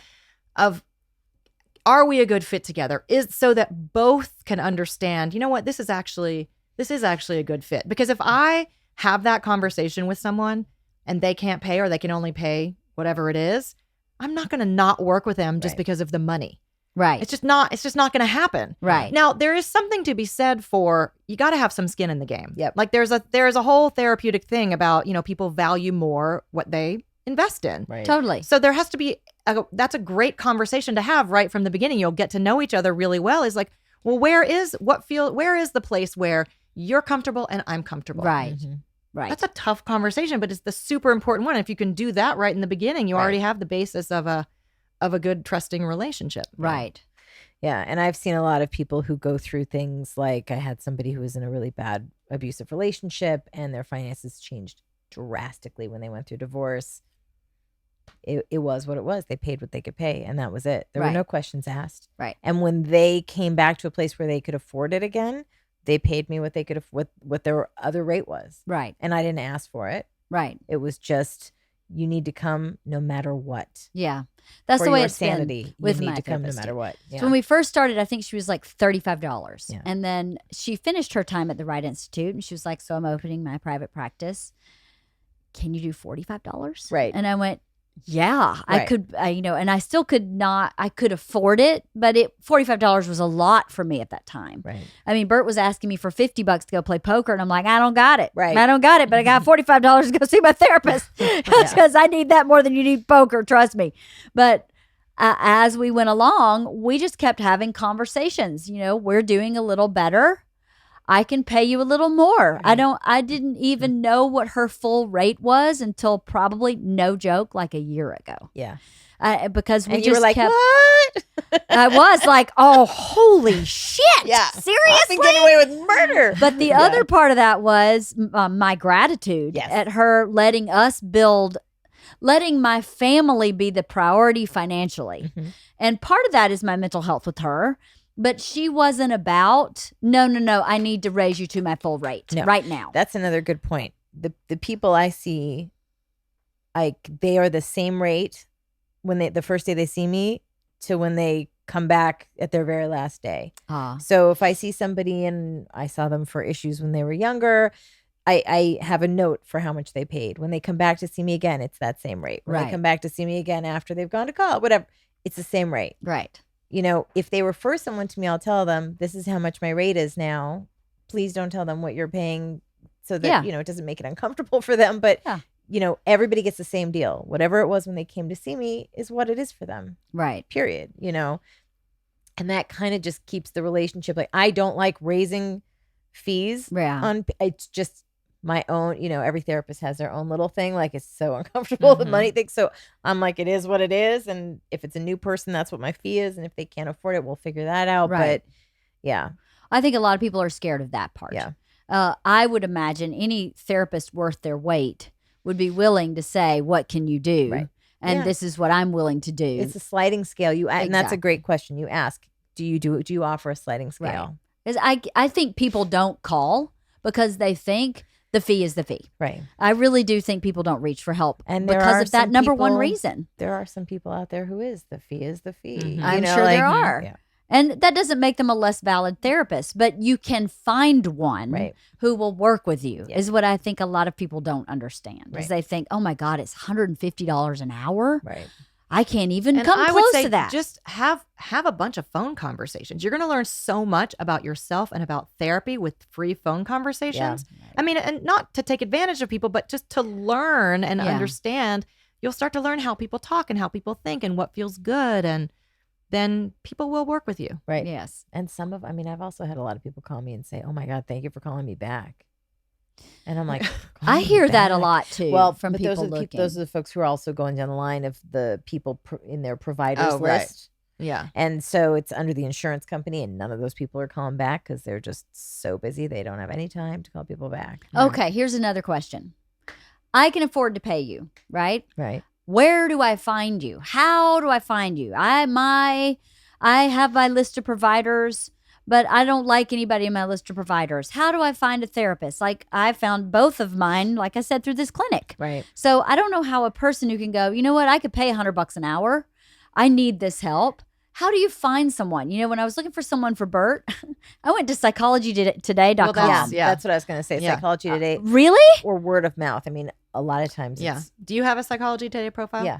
I know. It's like, I actually don't right now because we're about to move and whatever. And I don't know. Change your. I know. I mean, I change your will, address, but I yeah. just was like, I don't know. I mean, but it is the thing. That's the place. So that is to a go. valid place. 100%. Yeah. Because Okay. they verify. I like that they verify licenses. Yeah. They check with the board. If your license is out of date, I think they end your profile. I think. They do. You get a picture of the person.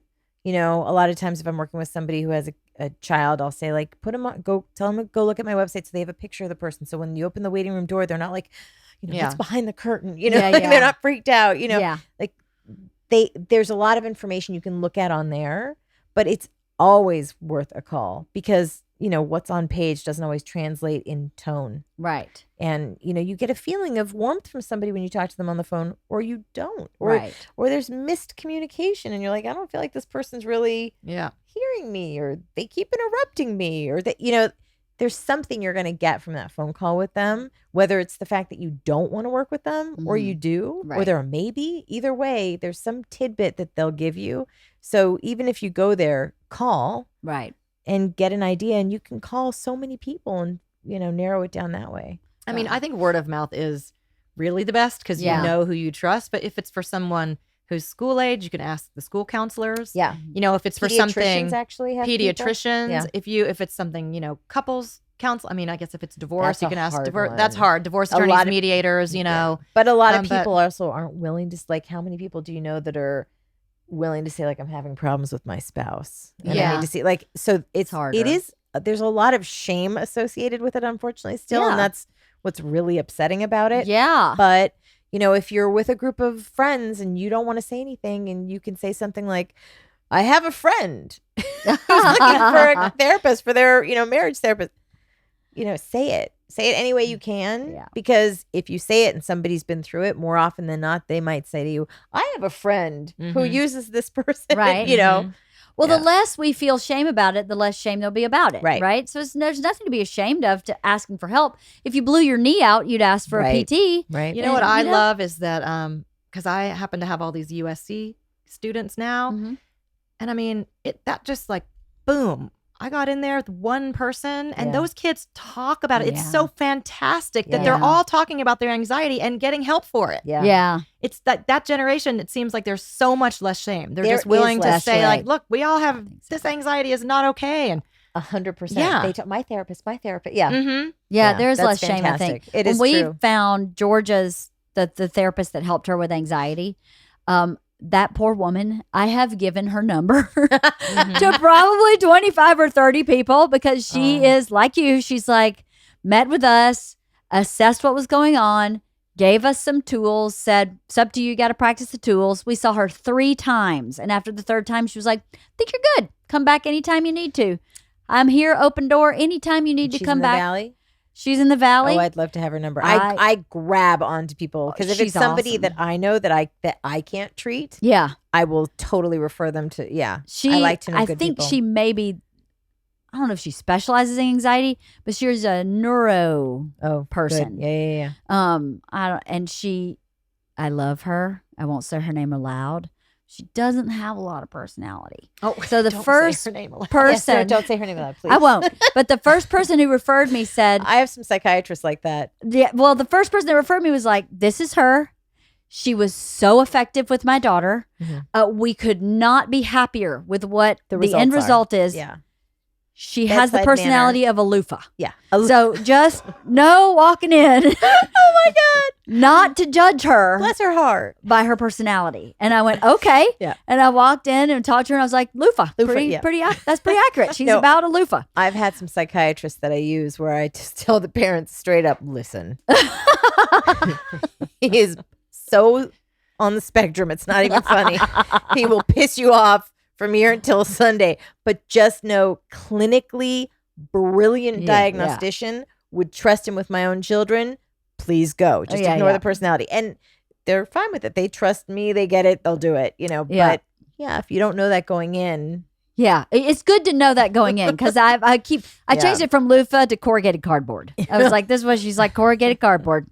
She's really lovely human being. Right. But literally you're like, wow. Yeah. I didn't know anybody could be that. Unanimated. And Yeah, she does a lot of this. Right. okay. So then what? Yeah. And you're like, well, then I couldn't sleep. Did you fire hose her? Right. Yeah. Oh, I totally fire hosed her. I totally fire hosed her. You're like, I'm getting a reaction. I'm going to do this. I'm getting a reaction. Oh, I made her laugh. Don't think I didn't make her laugh. That's so I did. fun. This is my goal. I was trying to get Georgia to be relaxed with her, because it my can be unnerving. You think about It when is you're at a social unnerving. party and there Yes. was someone who has no social skills, and all of a sudden you're like, I'm the one talking too much. I'm talking too much. I'm talking too much. That's what I did, so that it would like deflate. Diffuse it. Yeah. So I worked. Yes, I definitely fire hosed her. 100%. Oh my God. But That's yeah, funny. everything she said, even when she was talking to me about what was going on for Georgia, I had probably 4 aha moments where I went, okay, this woman knows what she's doing. Yeah. She knows what she's talking about. This is exactly right. She's exactly right. Yeah. And I never would have guessed that you were listening even. Yeah. Because you were personality free. Are you So- engaged with me? Could you tell your face? Yeah. Yeah. Yeah. But and I've seen her outside because she lives in our neighborhood. Oh God. And it's the same thing. I'm like, hi, Dr. So-and-so. She's like, hi. Maybe she's over Botoxed. No, she's not. No, it actually does No. move. Yeah. She wears Birkenstocks. Okay. Okay. She's real That's crunchy granola. hysterical. Granola crunchy. I'll give you her name. I'll take her after. name. Yes. Yes. She's really effective. And every person I've sent her to, except one, has had the same experience. This one little girl who's having terrible anxiety, like sleeping 2 hours a night, just can't get through. They've taken her to 3 therapists, and all 3 of them said, I can't get her to engage. I think you need to try someone else. They go to someone else and I can't get her to engage in this process. I can't get her to talk about it. I Right. can't get her to engage. Another person, same thing. And so they're going multiple sessions, 3-4 sessions. And then the therapist is saying, this is not a right fit, perhaps. Try someone else. I'm not sure how to get her to engage. So Wow. they're having a really hard time with her. Anxiety. She's a great kid. Overachiever. Oh my God. Like one of those highly gifted kids that just, my project. Oh, I'm yeah. up till 2 with my project. And you're like, girlfriend, unplug. Go Right. to bed. Don't care about your project. Can't seem to. I know we had a whole podcast on this though, but some of it's cultural. Like what we're doing to these kids Yes. is just I know. starts then, and that's why we're having it in college still. They're Yep. just it's so much. It is so much. Anything I didn't cover that you can think of? Anything we didn't cover? That any advice about someone who's thinking about going to therapy, worried about a therapist? I mean, this is scared? to state the obvious, but Yeah. it's the obvious worst thing ever. You should never feel any sexual anything Oh, yeah. from, because it does happen. Like Yeah. your therapist shouldn't flirt with you, or Right. nope. It seems so obvious. Yeah. But It is. Yeah. Well, I'll say this. In graduate school, I was working in a facility which was so dear and near to me. I loved it. And there was another therapist there who was seeing a couple. She worked in a clinic she worked in the clinic I was in, and she worked in another clinic. And she was licensed. I was not. I was training. And I overheard her. I was in the kitchen and she was in the treatment area. And I overheard her talking to another therapist about how she had feelings for one of her patients. Oh no. She saw a couple and she ended up having an affair with What? a man. I'm not joking. And it was my first experience calling the board. And I called the What? board and reported her. it happens. But it happens. And so it's really funny because I have some friends who are LMFTs and I'm an LCSW, and we have these little, and basically the difference between them is very little. It's just a different type of education, and what you do after that can totally shape your career in a totally different way. But the LCSWs have a thing that professional therapy never includes sex. It's a pamphlet. You can never see your patients ever, no matter what. Doesn't matter how many years you've been out. Doesn't matter. Right. And then their track, there's something about, I think the rule is 6 years? We have a year thing. I think it's fewer than It's that. a year? Oh, no. I mean, a number of years, not 1 year. I'm just saying, like, we have. No, I thought it was 6 years. Yeah, I'm licensed in both California and Colorado, so I might say the wrong thing. Okay. It's never come up for me. Well, but right. But it's only, I think it's fewer than 6 years is my point. So yeah, she didn't wait her. I think it is. She didn't wait any time. So she didn't wait any time. She didn't waste any time either. We would mess with each other all the time. Like, well, we can never be with our people. Like, but the point is, you should never, ever, ever feel like there's sexual tension between you and your therapist.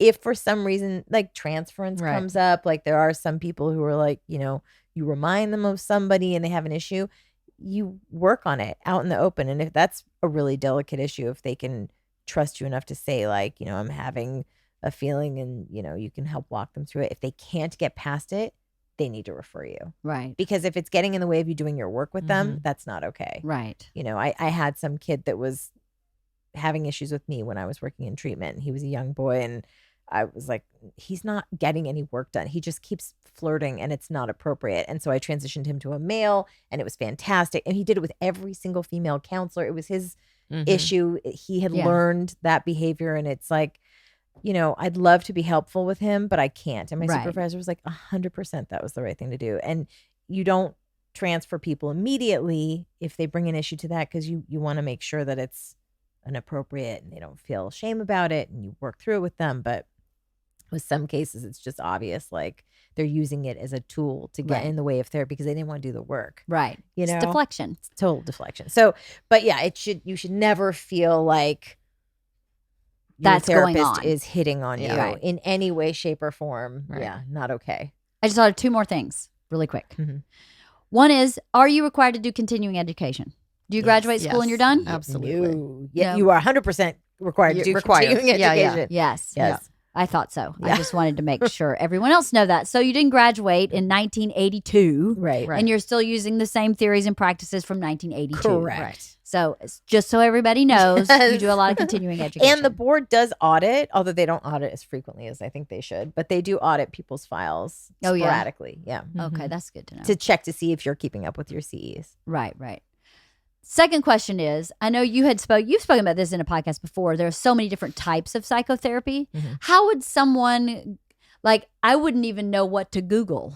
Like, Just Google types of psychotherapy. You'll find like good therapy or whatever. I know goodtherapy.org or com. I mean, has like A list all of the these different- things on what to expect with this kind, but you'll find ton of. I think good therapy is one I would say though, because sometimes you get like Wikipedia or whatever, and it might just be too good dense, therapy but- works a little bit, but it's Yeah. more concise and it's different. It'll say Gestalt therapy, psychodynamic therapy, like it'll list kind of Okay. what they Yeah. are, and then you can see like, goodtherapy.com or org or something. I Good think therapy. it's org. Is it org? I think it's org. Yeah. Okay. I That's mean, but good the to other know. thing I would say too is like have the conversation because it's helpful to understand the modality because some of them are extreme. Yeah. And that's not what you would want. Right. But there are But a you'll know bunch that of by them having in the there. conversation. Like I pull from a bunch of different things. And so, it doesn't fit necessarily in a box. Right. And It's so, not rigid. yeah, No, but and some people each population are, some is different. Right. Like my teens do way better with COG B and short term therapy. They don't want to do like go back and when I was 2? Like it Right. doesn't Yeah. it doesn't help them. So you have to there should be some flexibility. The therapist usually has some flexibility in who they're seeing and what they work with and what tools they pull out to work with different people. Right. But your modality shouldn't be like so variant that it's like Right. I mean, yeah. Yeah. Okay. So to me, if I were looking for a therapist, I would read all of those types of therapy Descriptions, and go, okay, I resonate with these 6 or Right. whatever, however many. And then I would go to Psychology Today and look through everything and maybe cross-reference it with what I have for my approved people in my network. Right. See if I could get more information by cross-referencing those two. And Psychology resources. Today does have that list of like, what are your issues? ADHD, depression. Oh, that like you can, I didn't remember that. Yeah. But yeah, now that you say that, you I can do. select that, I and do. hopefully people will have in their bios that this is what they work with. Right. So Yeah. that'll help too. And you can select what insurance they take. And Right. Yeah. So that would be a good place to start. Mhm. And even if that doesn't work, to find some kind of clinic like I found that works on a sliding scale, Right. that has an intake person that can help you place. I found that shortcut to be amazing. To just go, here's what I need. And Right. for them to go, here's who we think you'd be great with. Right. And it worked both times. it's almost like having a concierge. it is almost If like you having have a the right concierge. clinic. I mean, a lot of clinics are like, this is who we have available, Right. but if you have I a guess clinic so, that yeah. really can fit you with somebody that works, like, hey, if you're willing to wait, there's no openings right now, but we have somebody Yeah. who would work with you. Yeah, absolutely. Yeah, that was like a concierge. I never thought of Yeah. it like that. And it was less expensive than going to see a therapist. So don't think the word concierge means it's Right. primo. Yeah. It doesn't. It just meant to me that it really shortcutted the process of Mhm. finding the right person, because both times it worked like a charm for me. But again, another friend did it, didn't work, went back to the intake, switched, and that one worked. So it's kind of I find that people will call me a lot. Friends will call and go, I'm looking for a therapist. Like I should know where to find a therapist. The only But- one I know is mine, Word of mouth, though, It is huge. But yours yeah. might know too. I mean, Right. yours, if you Mine's ask in yours, like- Pasadena. but I'm saying, it doesn't maybe matter. she I know knows someone in people- Santa Monica. Or, Yeah, like I have yeah. really great people that I would send my own family to because I trust them so much. Those people I know that they're on the West Side, they're Yeah. in Pasadena, they're Yeah. they're in Santa Clarita. Like I have just, I don't know about you, but a lot of us will have dinners together. Right. Like we'll have colleague dinners where we get together every once in a while and just kind of hang out. And there's some psychiatrists and therapists, and we'll just talk and not network because we already know each other, but just touch base. And Right. who are you working with now? And you left UCLA, so you're here, so I can send you people. Yeah. And it's kind of nice to have. So you have that great network of people you really know and trust. And like hearing somebody like that woman you were talking with who was really effective, now I can have her in my arsenal as somebody to give to somebody if they ever need it, Right. and also location doesn't always matter. If I have a great colleague who does EMDR for What is that? it's EMDR. basically a process for trauma. EM. It's eye eye movement. desensitization. Oh, I've heard of this. What's the R? Recovery. It might be recovery. I can't remember what it is. It's- Halston will tell us. yeah. You look it up. He's looking it up. And she's phenomenal at it. And she did her training on me. And she did No it on way. 2 specific fears. And I was like, this is genius. Like, I had a massive fear of flying because when I was 19, my friend died in a plane crash and her whole my family died. And God. it was like huge. And in our high school, because it was a friend from high school, it was our senior year, a lot of us had the same, we all had that trauma at the same time. You got it? Oh, eye movement desensitization and reprocessing. And reprocessing. Yeah. That's right. So you It's a mouthful. Right. EMDR is better. You are reprocessing how you experience that trauma in a safe setting. Mm. And they do it by crossing hemispheres in your brain, and you're tracking something with your eye. And it's almost akin to doing art therapy with a child, where you'll have them draw and their right brain's busy and they're doing its thing. And then their left brain, they're like, I was abused when I was 3, they just Yeah. kind of like open up like, Right. like a cannon. So she does that, and she does it in only a few sessions. Mm. So even though she's on the West Side, it's worth it for me to refer somebody from the Valley to go see her to work on a very specific issue, because I know she's only going to see him 3 or 4 times, and that's it. Right. And they're done right. with that particular trauma. So Right. even if somebody's not on the right side of town, It's worth it. it could be very worth it. For So what maybe you're we looking should send for. Bert for his balloon trauma. Yeah, he could. That is something he could totally do in EMDR. His balloon trauma, his fear flying, his neurosis It totally of worked on the disease. flying. Yeah. He's convinced he has a coronavirus Oh, right yeah. now. And I'm Well. like, dude, it's a head cold. Yeah. Swear to God, it's a head cold. There's no fever. You got no Oh, congestion. Your kid's a head Bert. cold. It's probably corona. Mhm. How do you prevent corona? You keep your hands out of your mouth. You tell him you need to stay in a room by yourself. right. Yay! Right? We win. Good luck. He was like, I'm thinking about doing my meet and greets in a hazmat suit. I'm like, oh, that'd be awesome. Please, For can the you do shirtless that? comedian. I think you should definitely hazmat it out. He was like, no, I'm not even joking. This Oh, yeah. coronavirus is going to be for real. He my left me a God. list. Yesterday, he made me a list of the things I am to purchase this week. 1 1 month's worth of pasta. here's I'm like, 1 month of pasta? I would be constipated for a full month. Here's what I want you to tell him. I want you to tell him that it helps a lot if he covers himself in Vaseline before putting the hazmat suit on. That really protects from the virus. Just screw with him. I mean, this is your opportunity. You're the best, Amy. That's hysterical. You should cover your body head to toe in Vaseline. That blocks all the germs from entering any pore. That's so funny. And I'm sitting on the month of pasta at home. That's So as soon right. as you get home, we got it. It was like a month of pasta. You need to go Omaha Steaks and buy 2 full boxes of steak. I'm like, so Lord. we're eating steak and pasta Sweet. for a month. Atkins. Double down on the dog food. Double down on the chicken. I mean, he's like Armageddon. I was like, it is like the flu. Yeah. It's a 2% death rate. Yes. I think we'd be okay. I'm God, hoping. Bert. Anyway. Well, I found this conversation very helpful. I'm hoping, because as I always hope, it helps other people. Yeah. Especially people who, like you said in the beginning, have that kind of gnawing, maybe I should be seeking help for something. I hope to God it helps people go, maybe I should seek help, and maybe I shouldn't be so afraid of the money or the process or the person or saying this isn't a right fit. Right. I hope it does, because I think mental health is so not addressed. And every human has a moment in life where they need mental health support. Every person. Yeah. Even if it's grief support, every person needs it. So I hope that everybody listening, some people will maybe take this information and run with it. Hopefully. So thank you for taking the time. I know you both have clients, have Thanks for work. having us. It was fun. I really appreciate the time. I've been wanting to do this podcast almost since I started the podcast.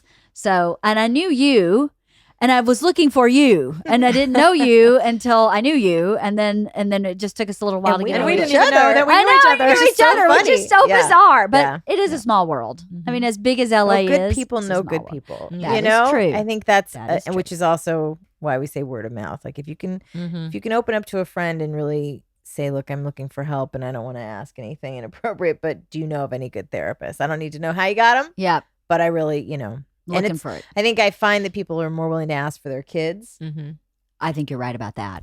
but it's important to ask for yourself. I think people feel they can muscle through things. Yeah. And I feel, why? Right. Why do you want to muscle through? Wouldn't you want to shortcut it? I am all about the shortcuts. Or You I know? think people just think, It'll what do you mean?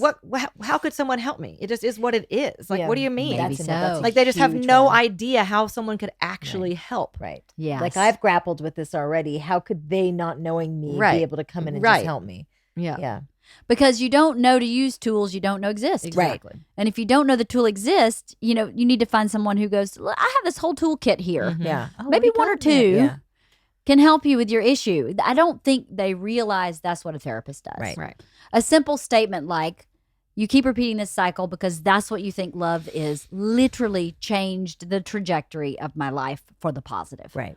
One statement. Yeah. And I'd probably been, let's see, I started my sessions with Jackie in December. This happened like in March, and I was out of that relationship in June. Yeah. So in 6 months, that happened.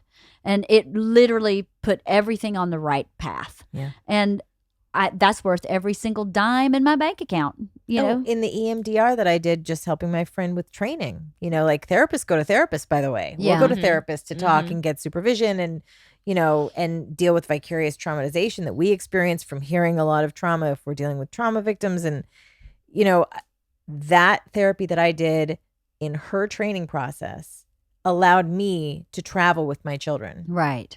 That's crazy. That's great. That changed my entire life. I mean, before that, I was like, if my kids want to go to school far away, it's not happening. Right. They can't do it. Now I'm like, okay.